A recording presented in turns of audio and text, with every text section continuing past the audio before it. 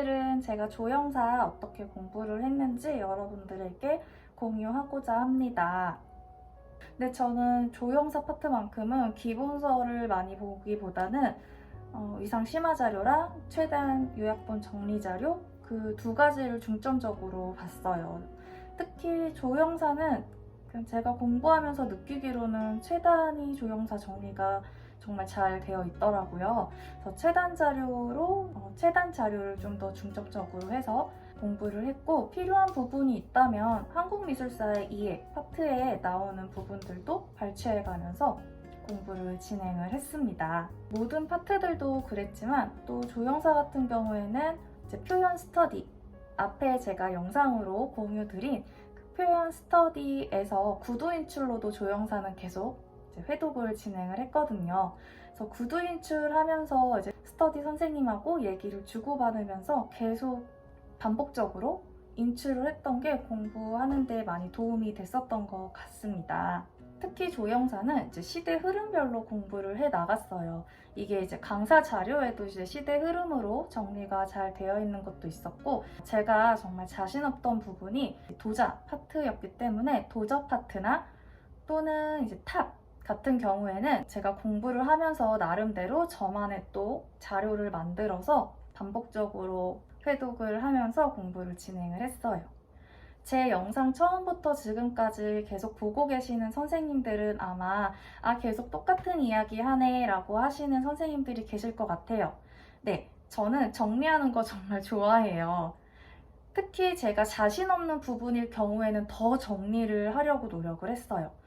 더 꼼꼼하게 기본서 살펴보고 자료 살펴보고 내가 이해한 거 바탕으로 나만의 자료를 만들어서 이 보기 싫은 이 파트를 내가 정리한 이 한 장으로 공부를 끝내겠다라는 생각으로 정말 정리를 열심히 했어요. 그래서 그게 도움이 됐냐라고 물으신다면 진짜 도움이 됐어요. 정리하는 과정 중에서도 당연히 공부가 됐고, 또 그 정리본이 나오기까지의 제가 공부한 시간과 그리고 저에게 맞는 최적의 정리본이 완성이 됐기 때문에 그 정리본을 끝까지 보면서 공부를 해 나갔습니다. 처음에는 정말 자신 없는 부분이라고 생각을 해서 그렇게 정리를 해 나갔는데, 공부를 계속 지속하다 보니까 그랬던 부분들이 보완이 되고 또 쌓이게 되면서 나중에는 자신 없는 파트가 아니라 오히려 정말 자신 있는 파트로 이렇게 반전이 되더라고요. 그래서 만약에 여러분들이 정말 하기 싫은 파트나 아니면 그 파트 속에서 정말 내가 어렵다고 생각하는 부분 계속 회피하거나 공부 미루지 마시고 정말 날 잡고 그 아이 하나만 한번 파서 공부를 하셨으면 좋겠어요. 왜냐면 우리는 어쨌거나 어디에서 시험이 나올지 모르기 때문에 어느 것 하나 소홀할 수 없어요. 내가 정말 이 부분 정말 자신 없어서 좀 내팽개쳐 놨는데 거기에서 나오면 그 미뤄뒀던 그 지난날에 내가 너무 미울 것 같은 거예요. 그래서 오히려 싫어하는 파트일수록 또 자신 없는 파트일수록 정리해서 공부하는 시간 꼭 가졌으면 좋겠습니다. 자, 그럼 이제 제가 어떤 자료로 어떻게 공부를 했는지 실물 자료 보여드리겠습니다. 조형사 자료는 이렇게 위상 심화 자료에 300링을 뚫어서 이 안에 이제 최단 요약본 자료랑 제가 또 따로 정리한 그런 자료들을 보충해 가면서 이렇게 한 권으로 정리를 해 나갔습니다. 조형사는 제가 어떻게 공부를 했는지 자료 함께 보는 것으로 영상을 준비를 해 봤습니다. 위상 심화 내용도 참고는 했지만 저는 최단 요약본 자료가 조형사 파트에서는 정말 명료하게 핵심적으로 잘 정리가 되어 있는 것 같아서 주로 최단 자료를 중점적으로 봤습니다. 이런 청작 구룡형 주전자는 제가 개인적으로 조금 더 찾아보고 싶어서 정리를 해놓은 내용이고요. 도자 파트 같은 경우에도 제가 정말 하기 싫은 파트였어서 이렇게 따로 타이핑을 쳐서 정리를 해 나갔습니다. 특히 이제 정리할 때는 내가 관련 내용이 나왔을 때 서술로 적을 수 있을 정도로 내 언어로 정리를 하는 편이었어요. 간혹 기본서나 필독서, 키워드 정말 중요하긴 하지만 내가 외우지도 못하고 설명을 쓰는데도 굉장히 어렵게 표현이 돼 있는 언어들이 있어서 저는 그걸 달달달 외우기보다는 그 내용을 확실하게 이해를 하고 내가 내 언어로 내가 이런 관련된 용어를 서술해야 할 때 어떻게 효과적으로 쓸 수 있는지 내 언어로 정리를 하려고 굉장히 노력을 많이 했어요. 그래야 기억하기도 쉽고 써 나가기도 쉽고. 그리고 이 부분이 이제 최단 요약본 자료였는데 요약본 자료에도 당연히 부족한 부분들 굉장히 많으니까 부족한 부분들은 추가적으로 이렇게 필기를 넣어가면서 정리를 해 나갔습니다. 기본적으로는 조선 시대 같은 게 나올 때는 그 시대의 특징, 조선 같은 경우에는 조선 도자기의 특징, 그리고 조선 시대의 전기, 후기로 나눠졌을 때 시기별 특징은 또 어떻게 나타나는지, 또 이제 분청사기 설명이 부족해서 저는 분청사기의 특징 같은 부분은 이렇게 아래 따로 정리를 해 두었습니다. 그래서 굉장히 저는 내용이 부족한 부분이 있다 생각이 들면 추가적으로 필기도 굉장히 많이 했었고요. 이해 안 되는 부분은 줄글로 설명식으로도 굉장히 많이 적어 넣는 편이었어요. 그래야 다음에 한번 다시 볼 때도 충분하게 설명을 써놨기 때문에 이해하기가 조금 더 수월했던 것 같습니다. 수원 화성, 건축물 같은 경우에도 수원 화성을 세운 목적 정리를 따로 해줬고 실학사상의 영향으로 동서양 축성술이 절충됐다는 그 부분에 대한 내용들도 추가적으로 정리를 해놨어요. 또 수원 화성에서 건축물의 이제 부분적인 명칭 같은 경우에는 기출에 나온 부분들은 따로 체크를 해놔서 조금 더 주의 깊게 보려고 표시를 해두었고요. 수막세 부분도 굉장히 복잡하죠. 추가적으로 정리돼야 할 부분은 계속 채워 넣어가면서 공부를 해 나갔습니다. 지금 이 수막세 이 파트는 같이 스터디를 진행했던 울산 선생님께서 공유해 주신 자료예요. 그래서 서로 정리한 부분, 도움 줄 수 있는 부분들은 서로 자료 교환해 가면서 공부를 진행을 했어요. 그래서 스터디의 이게 이점인 것 같아요. 내가 좀 부족한 부분이 있으면 스터디 선생님께서 보완을 해주실 수도 있고 또 반대로 저도 충분히 도움을 줄 수 있는 부분들은 도움을 드리고 그래서 서로 윈윈 할 수 있는 스터디를 진행을 했기 때문에 둘 다 작년에 좋은 결과를 가질 수 있었던 것 같아요. 그리고 기출 같은 경우에는 기본적으로 기입형으로 기출이 됐던 내용들은 역으로 내가 서술로 쓸 수 있는지 연습을 했습니다.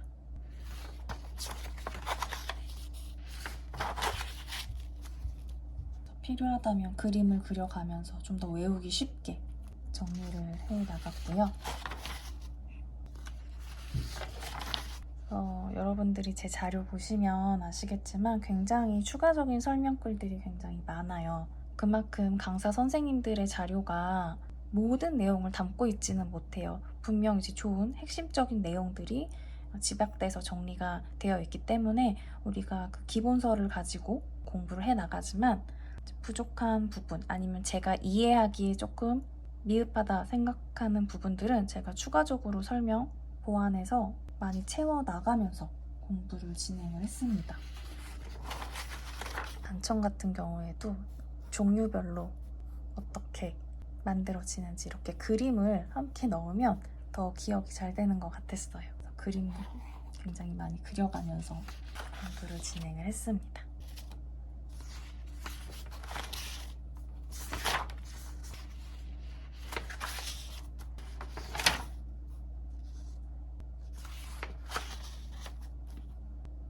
이건 또 탑 관련해서 체단 자료 정리를 한 건데 이렇게 제가 추가적으로 정리한 내용들이에요. 체크리스트 기반으로 해서 필요한 부분들은 다 이 안에 정리를 해두었습니다. 특히 이제 시대별로 탑이 어떻게 변화되어 가는지 한눈에 볼 수 있도록 전기, 중기, 후기 시대별로 이제 특징들 정리한 내용들입니다.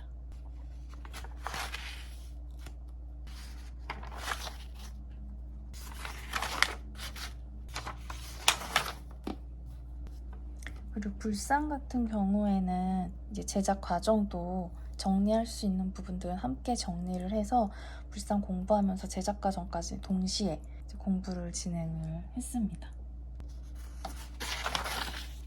진짜 어마어마하죠. 저 공부할 때는 사실 잘 못 느꼈었는데 지금 다시 한번 자료를 보다 보니까 정말 토 나오도록 정리를 제가 해놨네요. 불상은 특히나 고구려, 백제, 신라, 통일신라 그 각 나라와 시기별로 핵심 키워드들은 모두 정리를 했어요.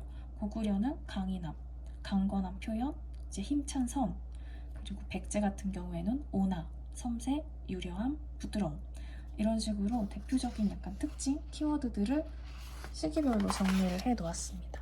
신라는 소박하고 고졸미가 있고 향토적이고 또 부드러운 게 특징이라는 거. 또 통일신라는 이상주의적 사실주의.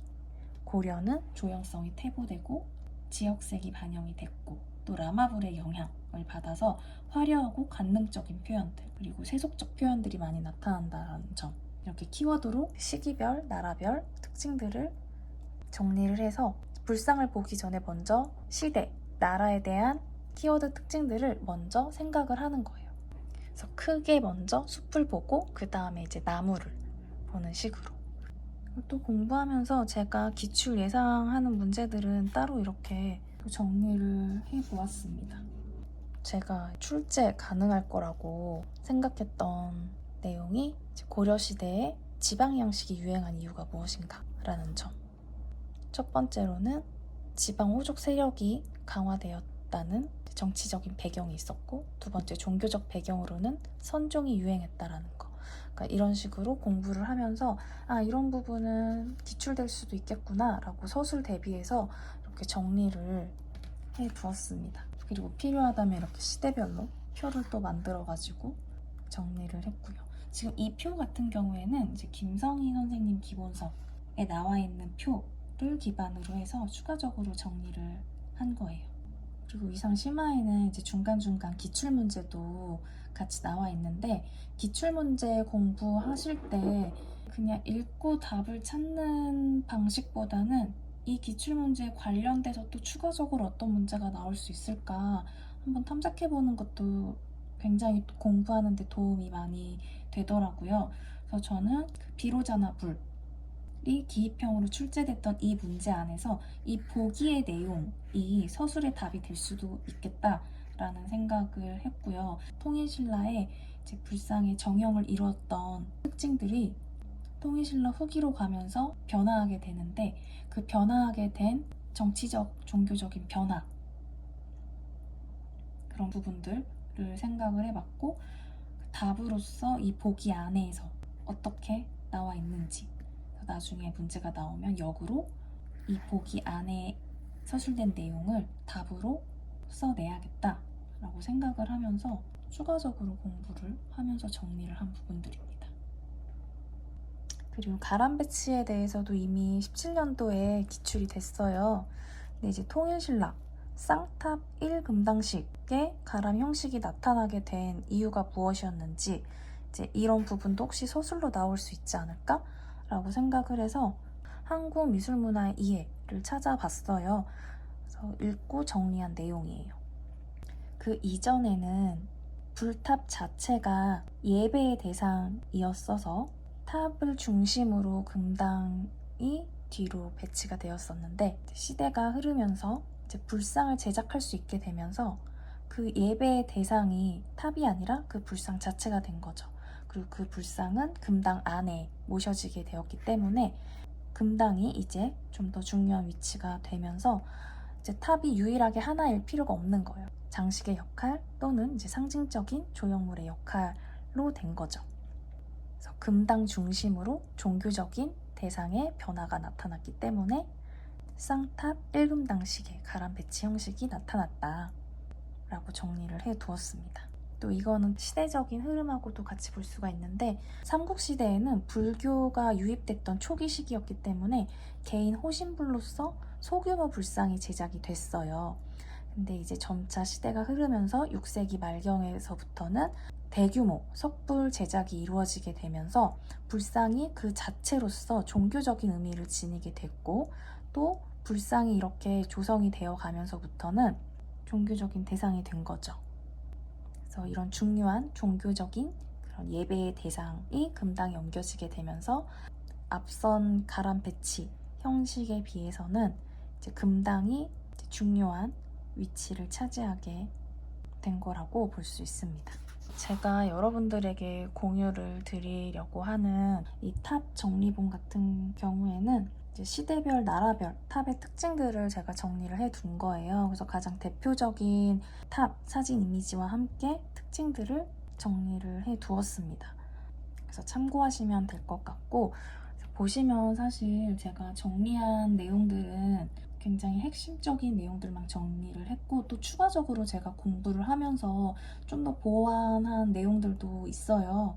그래서 그런 부분들은 여러분들이 공부하면서 조금 더 보충해서 이제 공부 진행하시면 좋을 것 같고, 이렇게 한 장으로 정리를 해두었습니다. 그래서 인도에서부터 중국, 고구려, 발해, 신라, 백제의 특징들, 그리고 통일신라로 가면서 또 특징이 어떻게 변화하게 됐는지, 신라 전탑의 특징과 백제, 목탑의 특징이 어떻게 융합되어서 통일신라의 석탑의 특징으로 반영이 되었는지, 그런 특징들 같이 정리를 해두었습니다.